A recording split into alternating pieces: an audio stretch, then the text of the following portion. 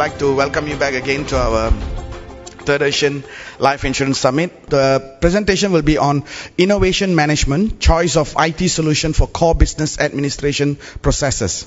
We have with us Mr. Sudhakar Ram, Chairman, CEO and Managing Director of Mastek Limited.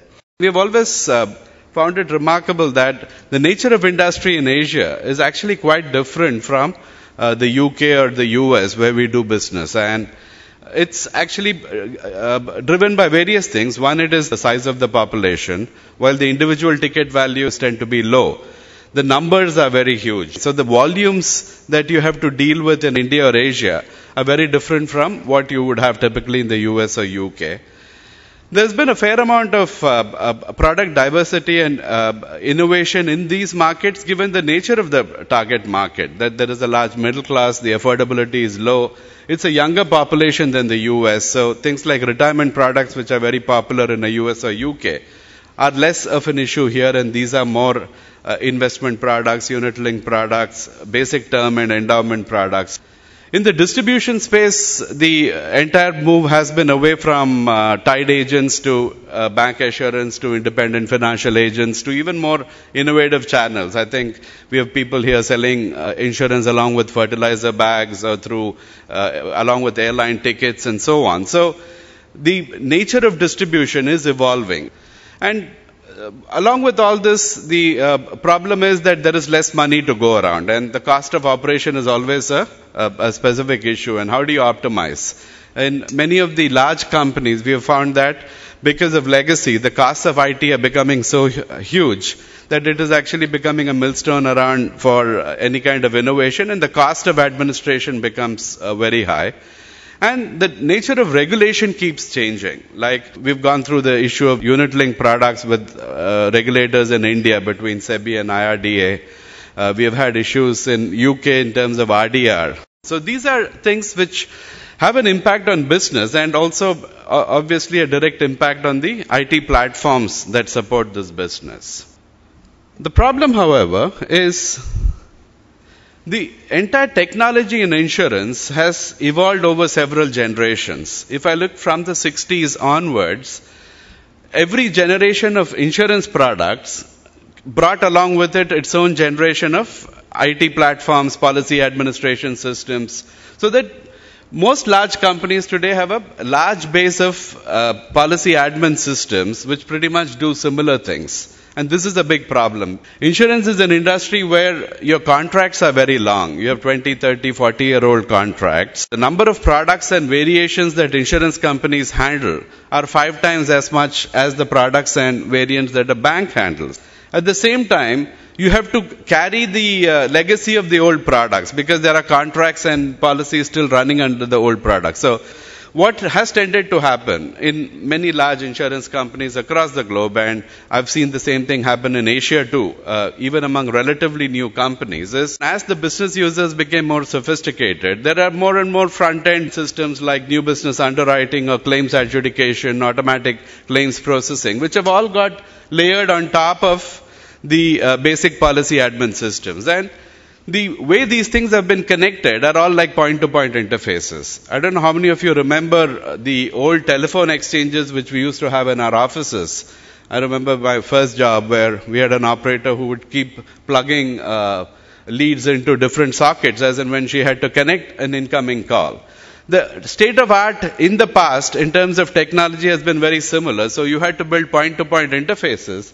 So what you would see is a big mess in terms of the number of interfaces which are there.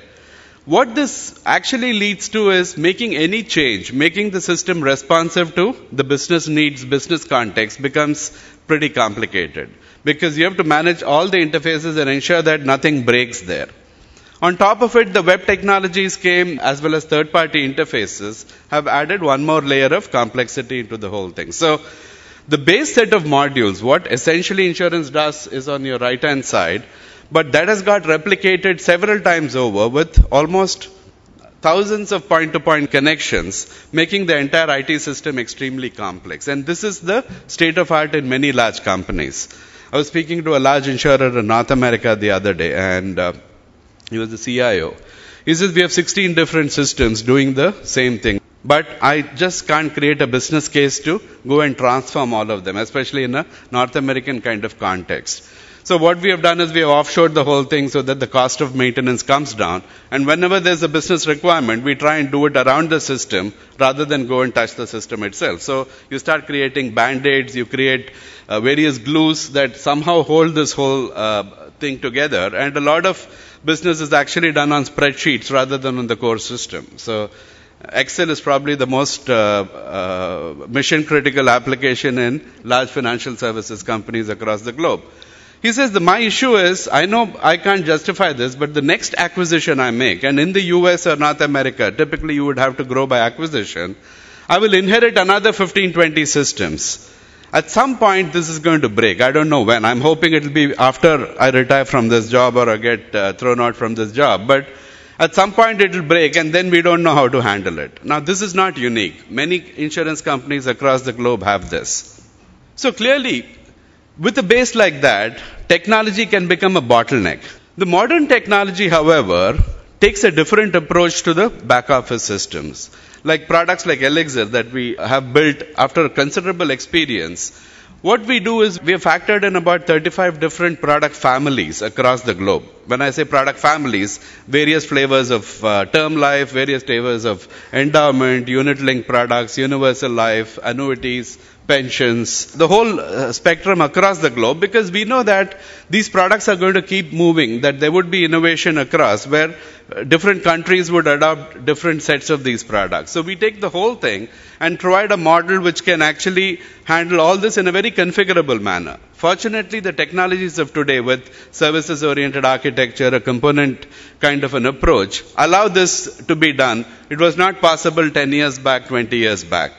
So the entire Elixir platform is built on modern technology where you can encapsulate all the requirements of the entire set of products that insurance companies are likely to handle, and then have systematic neat interfaces with third-party systems. So instead of point-to-point interfaces, the whole idea of a services-oriented architecture is you create something like a bus. It's similar to what has happened with circuit boards and so on. There is a bus to which you connect, and through that bus you can connect all the third-party systems, your own front-end systems, to make the whole process of upgrading and supporting business transformation very easy in a platform like this. Now, companies which are starting afresh have an advantage of moving straight to a platform like this. But even the existing companies, you don't need to take a big bang approach to transformation.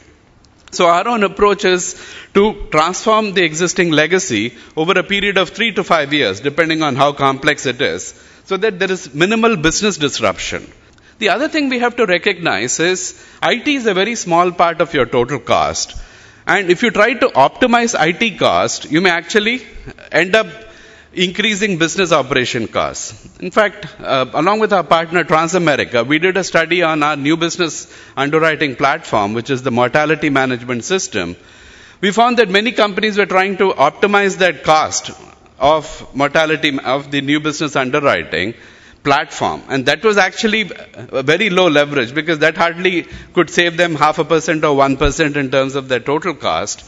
But effective use of very strong rules-based underwriting with audit trails and so on, they found over a period of 5 years that the mortality ratios came down quite substantially, that the loss ratios were down between a good performer and a bad performer by almost 10%. That's a much bigger pie to go after than to squeeze a few dollars out of your IT cost. So we are able to look at operating cost and not just as the IT cost, which is a far more important determinant of profitability within the insurance company.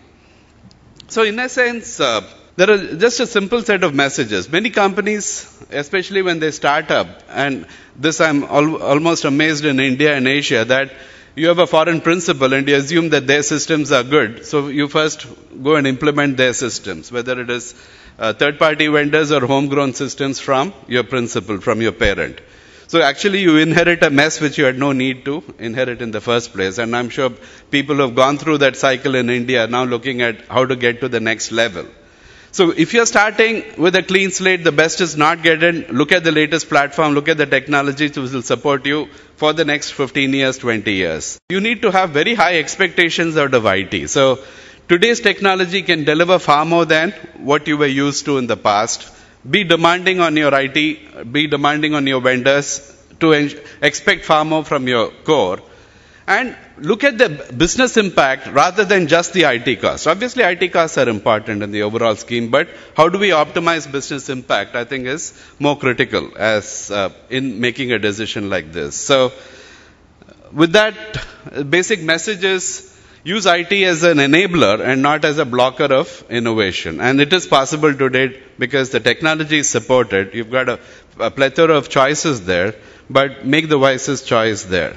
That completes my presentation. It was just to give you a feel of what to expect out of IT and what are the pitfalls and things that you need to avoid. Thank you.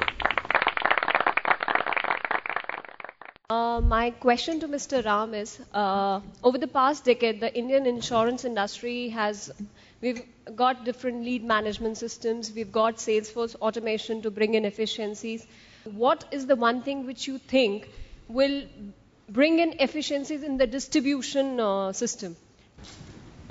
See, essentially there are two parts. One is, I'm not taking into account the margin structures and so on, which is outside an IT purview, and that I'm sure there are other agencies which handle that. But essentially the cost of distribution comes down if you're able to increase your sales per individual unit in a channel. So it's a question of empowering the channel member with the best kind of tools and the best databases and the best access to customers. So the more sophisticated you are in terms of targeting your population, being able to look at segments which are more likely to yield results, and the more targeted are your products, it actually helps your distribution. So I would say it's a marketing challenge, and distribution would go by a 20-80 ratio, a Pareto principle in any case. I don't think anything can change that 20% of your agents or your units would produce most of your business. But that 20%, how do you make them produce 15% more, 20% more is actually the challenge. So better marketing, better targeting, and giving them the tools to actually access the customers, look at data mining to improve cross-selling, upselling opportunities within the base, and educating the sales force to be able to use these tools to a maximum advantage. I think that's the key, and there's no silver bullet. I think it's a process.